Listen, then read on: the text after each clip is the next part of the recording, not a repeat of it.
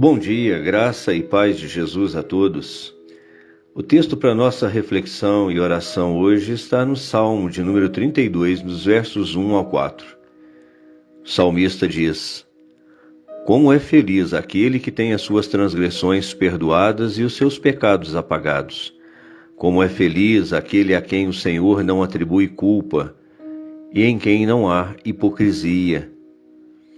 Enquanto escondia os meus pecados, o meu corpo se definhava de tanto gemer, pois de dia e de noite a tua mão pesava sobre mim.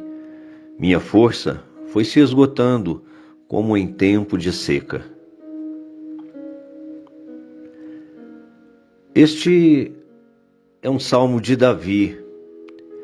Foi escrito depois de Davi ter cometido seus graves pecados com Betseba.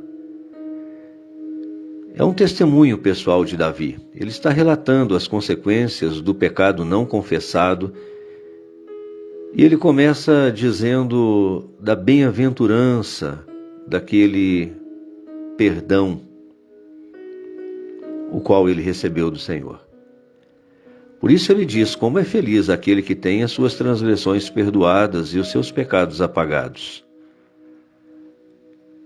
Na sua experiência de tentar esconder o seu pecado de adultério e homicídio, Davi experimenta o assombro da culpa, o medo e a dor de alma em seu último grau. Ele chega a ter o seu corpo adoecido e a sentir como se a mão do Senhor pesasse sobre ele.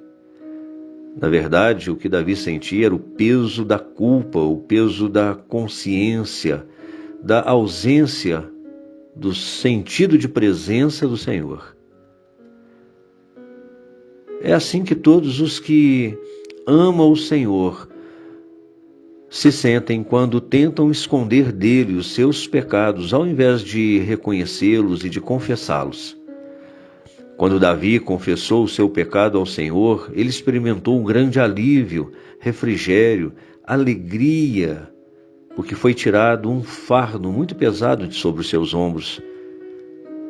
É assim que acontece, meu querido, com todo aquele que reconhece o seu pecado e os confessa. É assim porque o Senhor não tem prazer em condenar, punir o pecador, mas tem um grande prazer em perdoá-lo, em retirar dele a culpa e o peso dos seus pecados.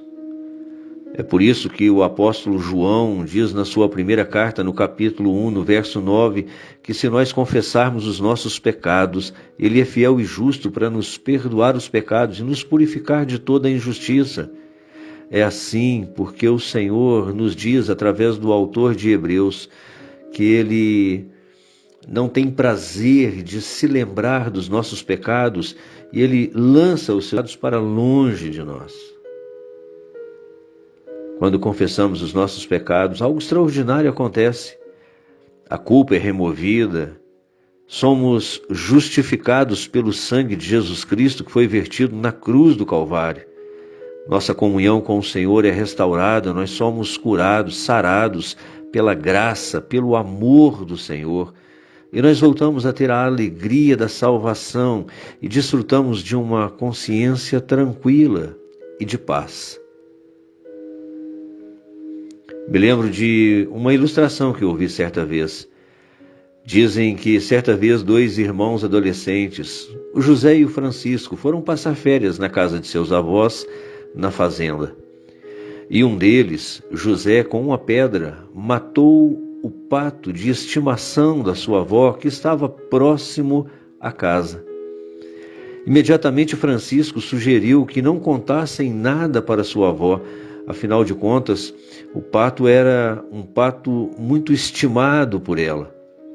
O problema é que depois de resolverem enterrar o pato, Francisco começou a ameaçar o seu irmão, dizendo que ele teria que se submeter a ele e fazer tudo o que ele quisesse. Caso contrário, ele contaria para sua avó E assim por muito tempo Francisco atormentou José. E quando José já não aguentava mais tanto tormento, tanto sofrimento e humilhação, ele decidiu contar para sua avó que ele havia matado o pato. Mas grande foi a surpresa de José quando a sua avó lhe disse: meu filho, eu já sabia.